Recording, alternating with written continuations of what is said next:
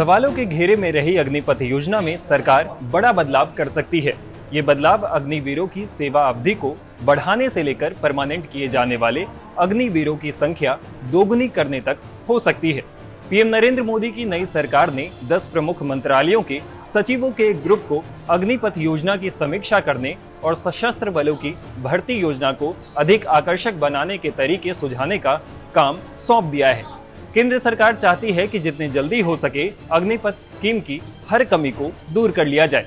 दरअसल लोकसभा चुनाव नतीजों में बीजेपी को 2019 लोकसभा चुनाव की तुलना में कम सीटें मिलने की एक वजह अग्निपथ योजना को भी माना जा रहा है।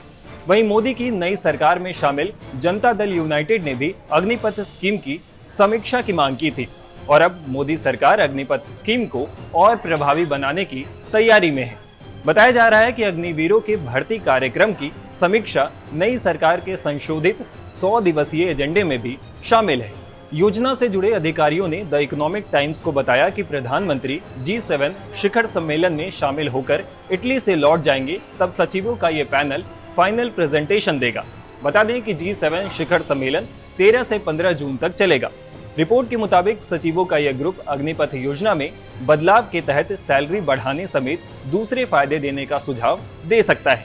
अधिकारी ने आगे बताया, सचिवों का ग्रुप 16 जून से पहले रिपोर्ट तैयार करेगा और पीएमओ में एक डिटेल प्रेजेंटेशन देगा।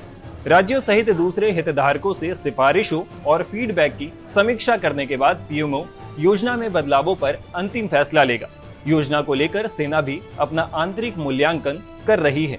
वहीं डिफेंस सूत्रों ने टाइम्स नाउ को बताया है कि उनके फीडबैक में रिटेन किए जाने वाले अग्निवीरों की संख्या करीब दोगुनी करने का सुझाव दिया जाएगा। बता दें कि केंद्र सरकार ने 14 जून 2022 को सेना के तीनों शाखाओं थल सेना, नौसेना और वायु सेना में युवाओं की बड़ी संख्या में भर्ती के लिए अग्निपथ भर्ती योजना शुरू की थी। इस स्कीम के तहत नौजवानों को सिर्फ 4 साल के लिए डिफेंस फोर्स में सेवा देनी होती है। 4 साल का कार्यकाल पूरा होने के बाद अग्निवीर सेना में स्थायी नौकरी के लिए आवेदन कर सकते हैं। सेना के अधिकारी अग्निवीरों को उनकी योग्यता और प्रदर्शन के आधार पर स्थायी करने पर विचार करते हैं।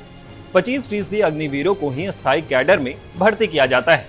सेना से रिटायर होने वाले 75% अग्निवीरों को सेवा निधि पैकेज दिया जाता है। ये 11 से 12 लाख रुपए का पैकेज आंशिक तौर पर अग्निवीरों के ही मंथली कंट्रीब्यूशन से फंड किया जाएगा। इसके अलावा उनको मिले स्किल सर्टिफिकेट और बैंक लोन के जरिए उन्हें दूसरा करियर शुरू करने में मदद की जाएगी। हालांकि अब बताया जा रहा है कि 25% अग्निवीरों को स्थायी कैडर में भर्ती करने के प्रस्ताव को बढ़ाकर 40 से 50% किया जा सकता है।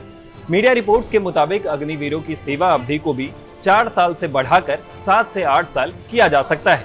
हालांकि इन बदलावों को लेकर फिलहाल चर्चाएं ही चल रही हैं। सभी सुझावों की सरकार समीक्षा करेगी, इसके बाद ही आखिरी फैसला लिया जाएगा।